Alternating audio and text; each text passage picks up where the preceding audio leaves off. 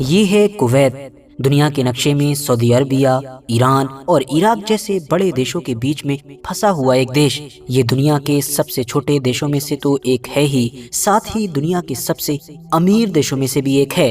مگر آج کی ڈیٹ میں دنیا کا یہی امیر دیش کویت ایران اور امریکہ کی جنگ میں خود اپنی طرف سے آج سے لگ بھگ 30-35 سال پہلے کی گئی ایک بڑی غلطی کی وجہ سے سب سے بڑی مصیبت کا سامنا کر رہا ہے۔ مصیبت تو چھوڑیے، بلکہ یہ کہیے کہ نوبت یہاں تک پہنچ گئی ہے کہ اس کا خود کا وجود ہی خطرے میں پڑ گیا ہے، اور اس جنگ کے اندر وہ اپنے وجود کو ہی بچانے میں لگا ہوا ہے۔ سب سے پہلے اگر اس دیش کے نام کی ہی بات کر لیں تو آفیشیلی اس کا جو پورا نام ہے وہ اسٹیٹ آف کویت ہے، اور جو لوکل لوگ ہیں وہ عربک میں اس کو دولت الکویت بھی کہتے ہیں۔ اس کی جو راجدھانی ہے وہ کویت سٹی ہے، اور یہ دنیا کے سب سے چھوٹے دیشوں میں سے ایک بھلے ہی ہو، لیکن یہاں کی جو کرنسی ہے وہ دنیا کی سب سے مضبوط کرنسی ہے۔ اس کے علاوہ اگر یہاں کی آبادی پر نظر ڈالیں تو 2024 کے آنکڑے کے مطابق یہاں کی جو آبادی ہے وہ لگ بھگ 48 سے 49 لاکھ کے قریب ہے، مطلب پورے 50 لاکھ بھی نہیں ہیں، اور اس میں سے بھی صرف اور صرف 15 لاکھ کے قریب لوگ ہی ایسے ہیں کہ جو اصلی کویتی ہیں، مطلب وہاں کے لوکل ہیں، ورنہ جو 35 لاکھ کے آس پاس کا بڑا نمبر ہے وہ سارے کے سارے لوگ باہر کے ہیں، اور ان میں بھی مینلی انڈیا، پاکستان یا پھر بنگلہ دیش جیسے علاقوں کے ہیں۔ اس حساب سے دیکھا جائے تو یہاں کے جو اصلی لوکل لوگ ہیں وہ اپنے دیش کی ٹوٹل آبادی کا 30% بھی نہیں بنتے ہیں۔ ایک اور انٹرسٹنگ بات یہ بھی ہے کہ یہاں پر یہ جتنے بھی لوگ رہتے ہیں ان میں سے 91 سے 92% لوگ وہ ہیں کہ جو صرف اور صرف شہروں کے اندر رہتے ہیں، مطلب بمشکل 8 سے 9% آبادی ہی ایسی ہے کہ جو یہاں کے گاؤں وغیرہ میں رہتی ہے۔ اب کیونکہ یہ دنیا کے ترقی یافتہ دیشوں میں گنا جاتا ہے، یہاں کی کرنسی بھی سب سے زیادہ مضبوط ہے، اسی لیے انڈیا، پاکستان، بنگلہ دیش، نیپال اور بھوٹان جیسے دیشوں میں رہنے والے لوگوں کی یہاں پر جانے کی یا یہاں پر رہ کر کام کاج کر کے پیسہ کمانے کی خواہش بہت زیادہ رہتی ہے۔ موسم کی بات کریں تو یہ ایک ایسا علاقہ ہے کہ جہاں پر گرمی بہت پڑتی ہے، ٹیمپریچر 50 ڈگری تک بھی چلا جاتا ہے۔ جی ڈی پی کی بات کریں تو وہ بھی کافی اچھی ہے، اور اگر پر کیپٹا کی بات کریں، مطلب ہر بندے کی کمائی کی بات کریں تو وہ کافی زیادہ ہے، اور اس کی وجہ یہ ہے کہ اس دیش کے اندر لوگ کم ہیں مگر آمدنی بہت زیادہ ہے۔ اور ہو بھی کیوں نہ، اتنا چھوٹا ایریا رکھنے کے باوجود بھی کویت کی گنتی دنیا کے ان ٹاپ دیشوں میں کی جاتی ہے کہ جن کے پاس تیل کے سب سے زیادہ ذخائر موجود ہیں۔ اوپر سے یہ کہ یہاں کے شہریوں سے کوئی انکم ٹیکس وغیرہ بھی نہیں لیا جاتا ہے، مطلب جو جتنا کماتا ہے وہ سارا اسی کا ہوتا ہے۔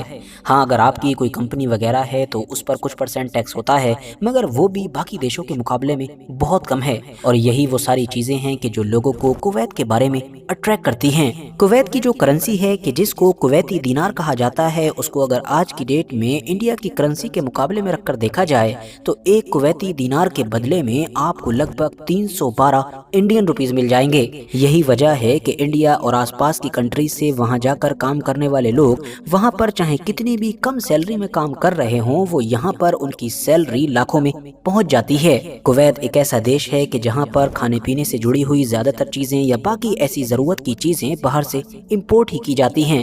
ان میں سے بہت ساری چیزیں بڑے لیول پر انڈیا، پاکستان جیسے دیشوں سے بھی جاتی ہیں۔ اس دیش کی جو راجدھانی ہے مطلب کہ کویت سٹی، وہاں پر انٹرنیشنل ایئرپورٹ موجود ہے۔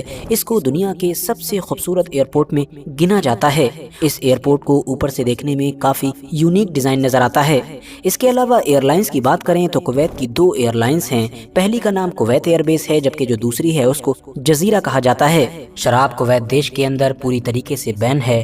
ہر سال یہاں پر گھومنے والے لوگ بھی لاکھوں کی تعداد میں پہنچتے ہیں، اور جو بھی یہاں گھومنے آتا ہے وہ ان ٹاورز کو دیکھنے ضرور جاتا ہے۔ جی ہاں، یہ وہی ٹاورز ہیں کہ جو آپ کو انٹرنیٹ پر موجود ہر اس پکچر میں نظر آتے ہیں جس تصویر کے ذریعے سے آپ کو کویت دیش کو دکھایا جا رہا ہوتا ہے۔ انٹرسٹنگ بات تو یہ ہے کہ 1979 اور 80 کے دور میں یہی ٹاور پانی کی ٹنکی ہوا کرتے تھے، پانی کو اسٹور کرنے کا کام کیا کرتے تھے، مگر آج کی ڈیٹ میں یہی ٹاورز کویت دیش کی پہچان بن چکے ہیں، اس کا آئیکن بن چکے ہیں۔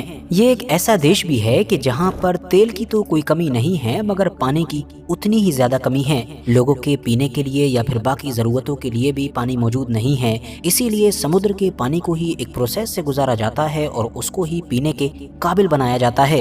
यही वजह है कि ये कहा जा सकता है कि कुवैत देश के अंदर जो पानी है वो तेल से ज़्यादा कीमती है, तेल से ज़्यादा महंगा है। और यही वो पानी ही है कि जो ईरान और अमेरिका की जंग में कुवैत के लिए एक बड़ी मुसीबत भी बना हुआ है। वो किस तरह से ये आप आगे जान सकेंगे। कुवैत जो बाकी आसपास की तमाम गल्फ कंट्रीज की तरह ही काफ़ी एडवांस है। वहाँ की सड़कों पर अगर आप टहलेंगे तो वहाँ पर आपको यूएई की तरह औरतें या फिर आदमी वेस्टर्न ड्रेसेस में तो ज़्यादा नहीं मिलेंगे। मतलब कुवैत के अंदर आज भी जो इस्लामिक ट्रेडिशनल ड्रेसेस हैं उन्हीं को ही पहना जाता है। मगर हाँ, यहाँ पर भी आपको ऊंची ऊंची बिल्डिंग्स नजर आएंगी, गोल्ड का बड़ा और मशहूर मार्केट नजर आएगा। इसके अलावा यहाँ पर दुनिया का तीसरा सबसे बड़ा मॉल भी मौजूद है।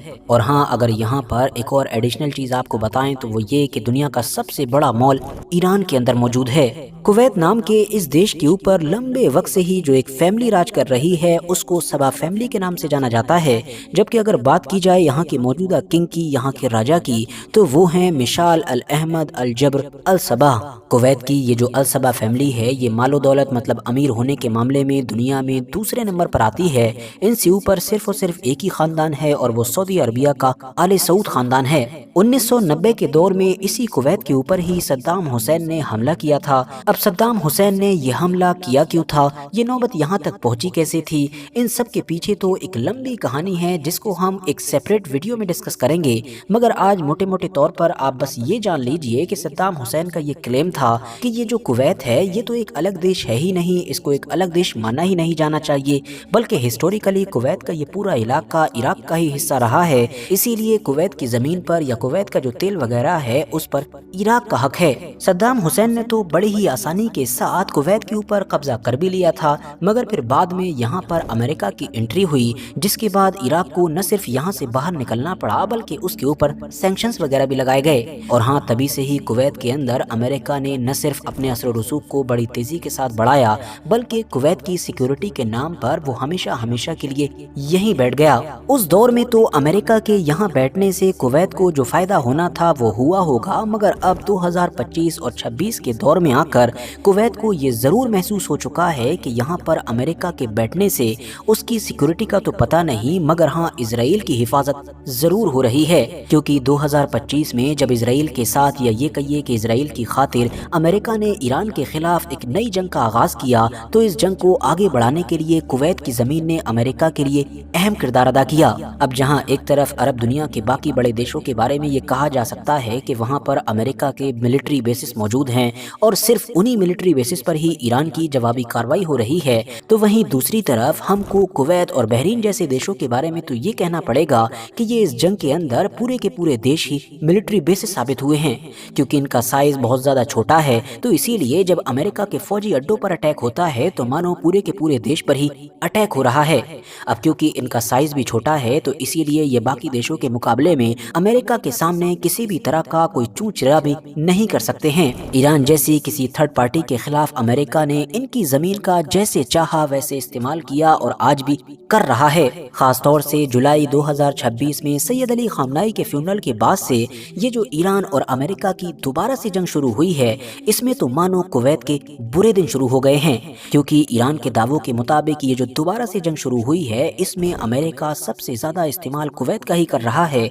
इसीलिए ईरान की जवाबी कार्रवाई का सबसे ज्यादा निशाना भी कुवैत ही बन रहा है। हालात ऐसे हो चुके हैं कि मिलिट्री फैसिलिटीज तो भूल जाइए, वो तो तबाह हो ही चुकी हैं या हो रही हैं। अब तो ईरान ने अपने सिविलियन इंफ्रास्ट्रक्चर पर किए गए हमलों के जवाब में कुवैत की ही ऑयल फैसिलिटीज को, कुवैत के ही पावर प्लांट्स को और कुवैत के ही डिसैलिनेशन प्लांट्स को भी टारगेट करना शुरू कर दिया है। जी हाँ, वही डिसैलिनेशन प्लांट्स के जिनके ऊपर कुवैत की लगभग 90% आबादी डिपेंड है। क्योंकि जैसा कि हमने आपको पहले ही बताया कि यहाँ पर पानी तो है नहीं, समुद्र के पानी को ही डिसैलिनेशन प्रोसेस के जरिए से पीने के काबिल बनाया जाता है। तो इसका मतलब ये हुआ कि इस तरह के प्लांट्स या इस तरह की फैसिलिटीज पर हमला हो जाने के बाद यहाँ पर पानी की कमी की वजह से हालात खराब से खराब हो सकते हैं। ये सारी ही वो चीजें हैं कि जिनके ऊपर हमला कुवैत बिल्कुल भी इग्नोर नहीं कर सकता है, क्योंकि ये बेसिक से जुड़ी हुई चीजें हैं। और जैसा कि हमने शुरू में ही जान लिया है कि यहाँ की तो आधी से ज्यादा आबादी ऐसी है कि जो यहाँ की है ही नहीं, तो अगर ऐसी कोई भी प्रॉब्लम आती है तो वो भला यहाँ पर क्यों रुकना चाहेगी, वो अपने देशों की तरफ को भागेगी। और कुवैत कि जिसके अंदर अपने लोकल की बहुत कम आबादी है और जो है भी वो इस काबिल ही नहीं है कि जिसके जरिए से ये देश चलाया जा सके, लगे तो इस देश का चक्का जाम हो सकता है। वैसे तो अब ये भी खबरें आने लगी हैं कि हालात को बेकाबू होता हुआ देखकर कुवैत भी सऊदी अरबिया की तरह ही पाकिस्तान से बात कर रहा है और उसके साथ सऊदी अरबिया की तरह ही एक डिफेंस पैक्ट साइन करना चाहता है कि जिस मुआहदे के तहत फिर पाकिस्तान कुवैत की भी हिफाजत करे। मगर जाहिर है कोई भी अक्लमंद इंसान अच्छी तरह से जानता है कि दुनिया की कोई भी ताकत एक ऐसे छोटे से देश से ऐसे हालात में इस तरह का कोई भी मुआहदा क्यों करेगी कि जिस वक्त ये छोटा सा देश ऑलरेडी हमलों की जद में है, क्योंकि इससे तो वो बड़ा देश, वो बड़ी ताकत अपने आप को ही रिस्क में डाल लेगी। बाकी कुवैत का फ्यूचर क्या होगा वो तो इस जंग के आने वाले दिन ही डिसाइड करेंगे। आज की ये वीडियो आप लोगों को कैसी लगी कमेंट्स बॉक्स में जरूर बताएं। वीडियो अगर इन्फॉर्मेटिव लगी हो तो लाइक करें, दोस्तों के साथ शेयर करें और ऐसी ही नॉलेजेबल और हिस्टोरिकल वीडियोस हमेशा देखने के लिए हमारे इस चैनल को सब्सक्राइब करने के साथ साथ बेल आइकन को जरूर प्रेस करें।